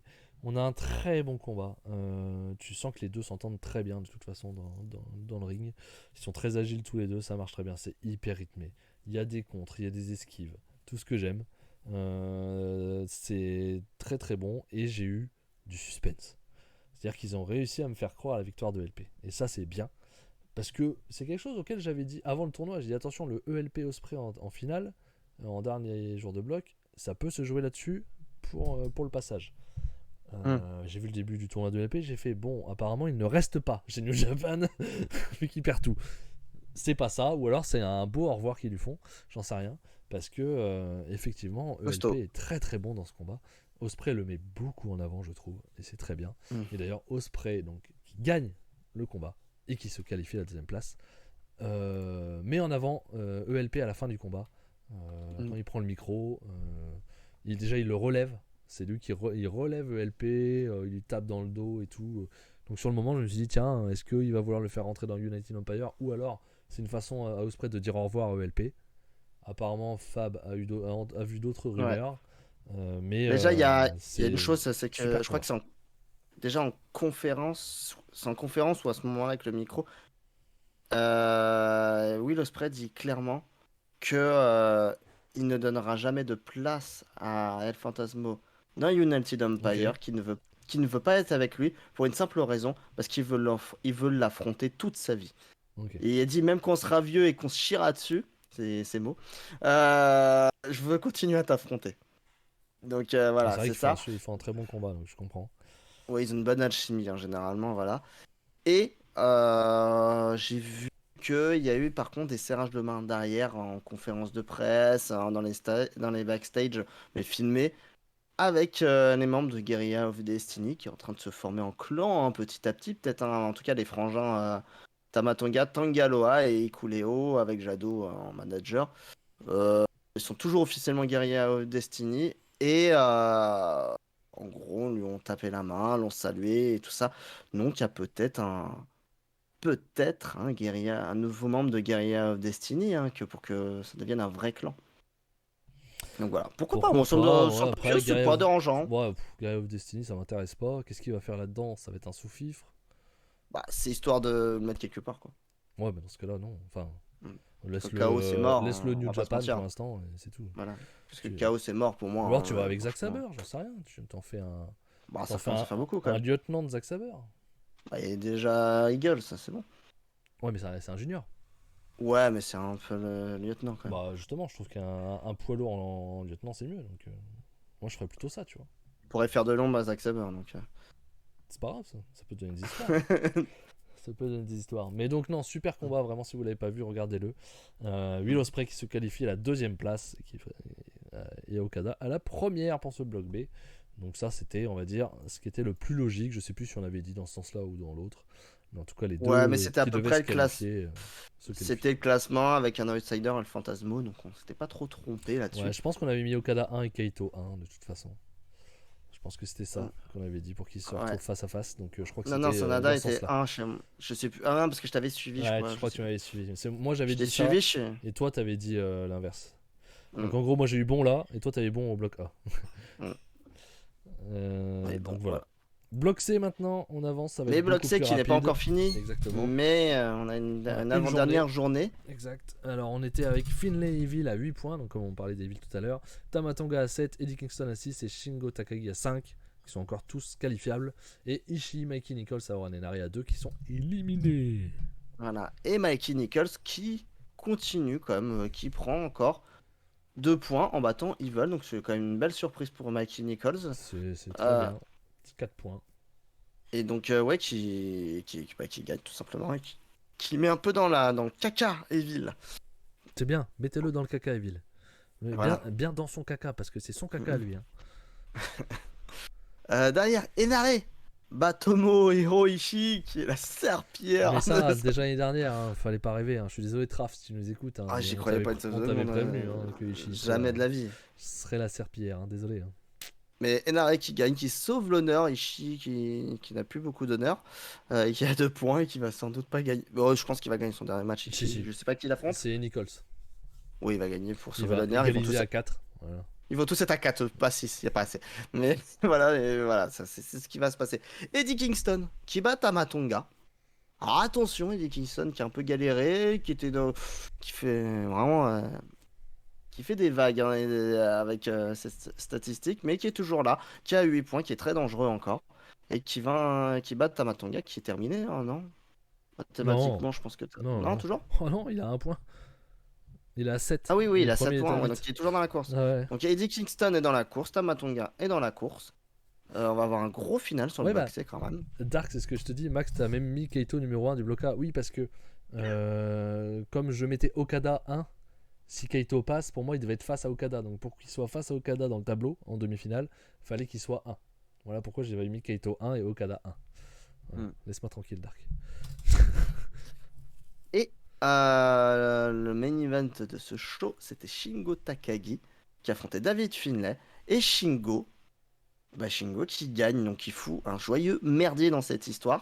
Exactement. Et donc, donne-nous le classement parce que c'est un merdier pas Et possible. dans un bon match, hein. Celui-là, je l'ai vu. Oui, Takagi Finlay, c'était sympa. C'était un bon 3,5 pas plus, c'est 3,75. sympa, de toute façon, ouais. C'est pas le meilleur match, hein, Takagi, clairement. Mais c'était bien, c'était sympa à regarder. Classement, alors on oublie Maki Nichols, Aaron Henare à 4 et Ishii à 2. Tout le reste, les 5 autres, peuvent passer. Tamatonga est à 7 points. Shingo Takagi est à 7 points. Evil est à 8 points. Eddie Kingston est à 8 points. David Finlay est à 8 points. Donc ce qu'on va faire, c'est qu'on va regarder les matchs et on va dire ce qui se passe. Ishii Nichols, on a dit Ishii gagne, on s'en fout. Tamatonga et Henare. Moi je dis Henare bat Tamatonga. Ouais. Il le bat, il sort Tama. Et comme ça sort Tamatonga. Eddie Kingston, David Finlay. Je dis que David Finlay bat Eddie Kingston pour se qualifier et finir premier. Ouais. Et donc, tout se joue sur le Evil Takagi. Le vainqueur prend la deuxième place et ce sera le dernier combat du show. S'il vous plaît, Takagi. Donc là, victoire de Takagi. Takagi est deuxième. Victoire d'Evil. Evil est deuxième. Pour moi, c'est ça qui va se passer. Ouais, je pense. Je pense que Tamatonga perd contre Henare. On avait dit la semaine dernière que Takagi, ça commençait vraiment à ça puait et ça passe encore. C'est revenu avec... Takagi win, c'est notre espoir, Damien, bien entendu. C'était notre prono. De toute façon, on a mis Finlay 1, Takagi 2. Donc, on n'est pas loin, mais je pense que c'est ce qui va continuer. Là-dessus, et ça donnerait ça 10 pour Finlay, 9 pour Takagi, 8 pour Kingston et Evil. Et Kingston qui fait un beau troisième place. Une belle troisième place, donc c'est pas déshonorant. Ou match nul. Lequel match nul, Kenny? Oh non, mais pas de match nul, ça fout un bordel. Match nul, Takagi Evil, c'est Evil qui passe par exemple. Ouais, ça change tout. Ça change tout. Quand même. On n'a pas envie, s'il vous plaît. Donc voilà. Je vais effacer, mais voilà ce que ça donnerait si ça va dans nos pronos. Je vais effacer tout ça, j'enlève les points. Hop, pour l'instant, voilà. Le classement est comme ça. On verra bien. On en parlera quand on fera le bracket après. Alors Kingston, il n'est pas une JP, mais il est mieux traité que Kiyomiya. C'est normal. Et Kiyomiya, il n'est pas une JP non plus, de toute façon. Donc ils vont être traités comme ça. Mais sauf que ça change AEW vaut plus fort que... Déjà, AEW vaut plus fort que Noah. Et de toute façon, dans les deux cas, ils vont pas passer. Donc qu'il soit 3ème, 4ème, 5ème, ça change rien. Il passera pas, non, j'y crois pas. Il aura fait son boulot et ça déjà très bien. Il a été très proche. On enchaîne avec le bloc D, ça va aller très vite. C'est sûrement le bloc le moins bon. Nous avions à ce moment-là Zack Sabre et Jeff Cobb à 8, Tanahashi, Naito à 6, Goto, Shane Haste à 4 et Toriano Kuglin à 2. Voilà. Alex Kuglin affrontait Hiroshi Tanahashi et a gagné. Tanahashi qui est éliminé du coup. Et un Kuglin qui bat Tana quand même. Hein. Ouais, c'est costaud. C'est quand même costaud, un 3,25 dans ce combat. J'avais regardé, c'est Tana quoi. Toru Yano qui bat Shane Haste dans le fond du classement, il recolle à 4 points. Derrière, Hiroki Goto a vaincu Jeff Cobb. Voilà. Là, attention, là ça, fout la merde aussi. Et Goto qui prend 6 points, qui est éliminé, mais voilà, il sauve bien l'honneur. Et Jeff Cobb a 8 points et qui est dans la merde alors qu'il était très bien parti et là qui déconne à plein régime. Sur la fin, Tetsuya Naito a vaincu Zack Sabre Jr. et recolle à 8 points. 3,75 pour moi sur ce combat. Donc Zack Sabre est dans la pire des positions parce que il a perdu contre Cobb et Naito, donc il est compliqué là. Et comme il se rencontre pas à la dernière journée, il faut absolument qu'il y en ait un des deux qui se rate, sinon Sabre est éliminé. Parce que Naito, Sabre et Cobb sont à 8 points, Goto et Tana sont à 6 points. Dernière journée, on va faire la même chose. Yano Kuglin. Allez, Kuglin, s'il vous plaît. Ah ouais. Kuglin. Qui monte à 6 points, ce serait bien. Kuglin 6 points, c'est pas mal. Il ferait mieux qu'Epkid, qui est à 5. Shane Haste, Cobb. Ça veut dire qu'il faut que Cobb il perde contre Shane Haste. Ou alors, en tout cas, qu'il ne gagne pas. C'est faisable. Tu crois? Match nul. Match nul, ils vont faire Shane Haste, Cobb 20 minutes. Match nul, tu crois? Ah, c'est possible. Comme ça, tu sauves l'honneur de Cobb quand même un minimum. Je sais pas. Hein. Hey, c'était fort quand même dans ce groupe. Hein. Il a pas gagné beaucoup de matchs, mais il a fait chier tout le monde. Ouais, il en a gagné 2 quoi. Il a battu Kuglin et il a battu Shane Haste, il a battu Naito. Quand même, hein. Tu Naito. Et il a fait galérer Zack Sabre. Pas tu Naito. Si Cobb gagne, de toute façon, Cobb est premier parce qu'il a gagné contre les deux. Ouais, donc. Saber a perdu contre les deux et Cobb a gagné contre les deux. Donc, moi, je pense que Cobb passe pas. Donc, je vais mettre. Allez, on va mettre match nul. Et donc, Goto Saber, on part sur le principe que Saber gagne. Et Naito Tana qui sera le finish. Naito gagne pour se qualifier, quoi. Et éliminer Cobb. Et ça donnerait Naito en 1 puisqu'il a battu Saber et Saber en 2. Ouais. Ou alors Tana sauve le. Ou alors Tana empêche Naito de passer et c'est Saber 1 et Cobb 2. C'est possible, hein. Non, parce que je pense que c'est Naito qui gagne le climax maintenant. Donc, depuis que Ospreay a battu Okada, pour moi, Ospreay gagne pas. Non, je pense pas. Je suis dans le déni, mais peut-être. Mais donc, moi, je vais partir sur Naito. Très indécis encore. Mais on va en parler avec les quarts, parce que je vais l'afficher là maintenant. Tac, petite affiche.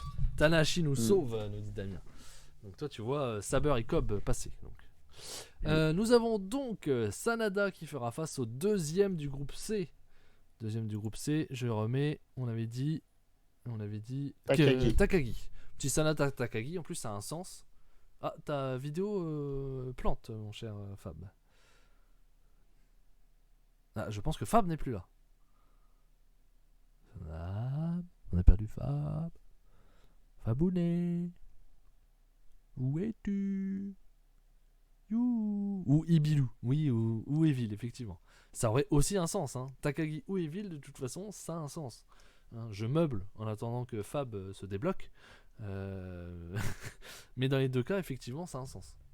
Que ça soit Evil ou Sanada, Evil ou Takagi, pardon, ça aura forcément un sens. À voir. À voir. J'espère quand même que c'est Takagi, puisque Sanada Evil, on parlait d'Ikulio, il y a un quart de finale pas intéressant. Je suis désolé, Sanada Evil, c'est pas intéressant non plus. Hein. Donc complètement compliqué. Sanada Takagi, ça serait pas mal. Et je vais continuer puisque apparemment il ne revient pas. J'y crois pas, c'est Cobb et Naito. J'y crois pas. Pour toi, c'est Cobb et Naito qui passent, d'accord. Pas Zack Sabre quoi. Fab c'est à la pause Uso regard en coin, il a pas la capuche. Il a oublié la capuche. En dessous, donc, il fera face au vainqueur de Sanada. Nous, on espère Takagi. On aura donc Okada qui fera face au deuxième du bloc D. Donc, deuxième du bloc D, on a dit. Là, c'est là que c'est compliqué. Hein. Moi, j'ai dit Zack Sabre. Fab a pas l'air d'être d'accord. Et je me retrouve tout seul. Bonjour. Je vais me baisser. Hop là, salut. Je suis tout seul. Donc, moi, je partais sur Zack Sabre Jr. On aurait un Okada Zack Sabre Jr. Pourquoi pas? On peut avoir un Okada Naito. On peut pas avoir Okada Cobb. Je pense que Cobb il fait 1 ou 3 hein, d'après mes calculs. Je vois pas comment il peut faire 2. Si, il peut faire 2 si Cobb fait match nul et que Naito perd. Ouais. Ça me paraît compliqué. Donc, à mon avis, ça sera Naito ou Zack Sabre. Pendant que Fab réapparaît. Voilà. Impeccable. Donc, on disait Sanada Takagi ou Sanada Evil. Dans les deux cas, ça a un sens. Ouais. Donc, le booking d'avant, je pense qu'il est bon. C'est juste le Takagi Evil. On sait pas qui va gagner, mais les matchs d'avant, je pense qu'effectivement, Tamatanga va sauter, etc. Quoi. On va espérer Sanada Takagi. Faut pas rêver, sinon, effectivement, ça fait 2 quarts de finale qu'on n'a pas envie de voir, c'est chiant. Partie du dessous. Okada, donc moi, je dirais Zack Sabre Jr. Toi, t'es dans le déni, tu veux éliminer Naito, c'est ça? Ouais, s'il vous plaît. Dans ce cas-là, est-ce que Cobb fait vraiment son match nul, honnêtement, en main event, tu t'affrontes Tanahashi. Tanahashi peut sauver l'honneur et sortir Naito. Hein.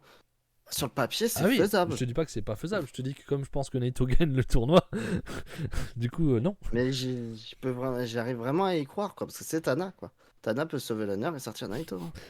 Gringo nous disait Fav va arriver derrière Max pour être raccord avec le thème de la soirée. Non, il est loin, trop loin. Ah ouais, c'est chaud. Donc toi, tu dis quoi alors? Okada quoi alors? Deuxième du bloc. C'est Zack Sabre. Tu restes quand même sur Zack Sabre? Du coup, ouais. Donc Okada, Zack Sabre. Et donc Sanada, Takagi, Okada, Zack Sabre. Demi Sanada, Okada. Logique, ouais. Je pense. Takagi bat Sanada logique. Pour avoir l'affrontement à KOPW ou Destruction. Non. Ça peut.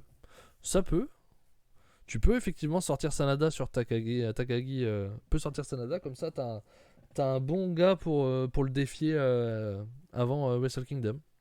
Je trouve pas ça illogique non plus, je suis d'accord avec toi Damien. Et t'as un joli Okada Takagi en demi par exemple. Ça serait pas mal. Qui est dans le déni entre Fab et Max finalement? On saura ça à la fin. Donc non, toi tu pars sur Okada Sanada. J'aime bien l'idée Okada Takagi. Surtout que tu l'as fait invaincu. T'as déjà fait Sanada invaincu, donc t'as fait un gros truc, tu peux le faire tomber en quart quoi. Ça reste jouable. Ouais, je vais partir sur ça Damien, tiens, ça me plaît. Okada Takagi, allez. De l'autre côté, le premier du bloc C fera face à Will Ospreay. Donc ça devrait être David Finlay. Toute vraisemblance. Ospreay Finlay. Et de l'autre côté, le premier du bloc D, donc moi je mets Naito. Et Naito Hikuleo. Et t'as Ospreay Naito en demi-finale. Ça me paraît assez pas mal quand même. Ospreay Naito et de l'autre côté, soit Sanada Okada ou Okada Takagi. Non, c'est pas dégueu. Pas dégueu, hein. Et finale, du coup, moi je pense que c'est Naito qui va battre Ospreay. Et après, tu fais Naito Okada, comme ça, Naito bat Okada et Naito va vers Sanada pour Wrestle Kingdom, quoi. Un truc comme ça. Et toi, alors, tu pars toujours sur Ospreay? Ouais, je reste sur Ospreay. Qui bat qui? Okada. C'était ma finale, hein. C'était ma finale de base, Okada. Ospreay, mais ouais. Comme, ça veut dire que Okada aura perdu en groupe contre Ospreay et il rebat encore en finale. Ça rend encore plus légitime Ospreay. Moi, le qui gagne, ça marche pas, tu sais très bien avec moi. Ouais, ça je sais, mais. Donc, ouais. J'ai Okada Naito en finale, je suis dégoûté, j'ai même pas envie de la voir. Ça me dégoûte. Je pense que ça sera ça, et ça sera bien. Hein. Après, c'est pas ce qu'on préfère, c'est sûr. Mais je pense que ça va être ça, moi. Okada Naito. Au final. Bon, on verra bien ce que ça va donner. Les prochains blocs, mardi, mercredi, on finit le bloc C et le bloc D. Ouais. Jeudi, quart de finale. Samedi, demi. Et dimanche, finale. Ouais, on enchaîne. Oui, pas mal. Kenny nous propose Hikuleo contre Evil en finale. Effectivement, c'est possible. C'est possible. Là, par contre, j'arrête New Japan. Terminé. Ouais, c'est très bien. Ouais, c'est bien. On arrête New Japan. C'est ça. Donc ouais, grosse semaine, hein, même si du coup il y a moins de matchs forcément. Mais mardi, mercredi, fin des blocs, jeudi, quart, samedi, demi, dimanche, finale. La finale, on sait qu'il y a toujours un petit peu d'autres trucs autour. Hein, on a eu un petit Shibata qui avait fait son apparition une année, ce genre de choses. Donc il y a toujours des possibilités de petits bangers à côté. Donc on regardera ça et on vous en parlera dimanche prochain, 21h. C'est ça. Qu'est-ce qu'on a d'autre à dire? Comme on vous a dit, on va essayer de regarder Noah. On va essayer de prendre le temps de regarder Noah pour vous en parler la semaine prochaine. Mais moi j'ai le show d'aujourd'hui, plus les 3 shows de la semaine prochaine, plus les 5 shows de New Japan. Ça risque d'être compliqué. On verra. Il va falloir que je choisisse des matchs, je pense. On verra ça. Donc c'est tout. Nous, j'espère que vous avez passé une bonne soirée avec nous. On vous dit une bonne soirée. Rendez-vous mercredi, bien entendu, chez Cody. Comme d'habitude, il va vous parler de SummerSlam avec Benny. J'imagine. Ça. Y a pas de surprise là-dessus. Et nous, on se retrouve dimanche 21h, Fab. C'est ça. Alors, bonne soirée. Bonne semaine. Et à bientôt.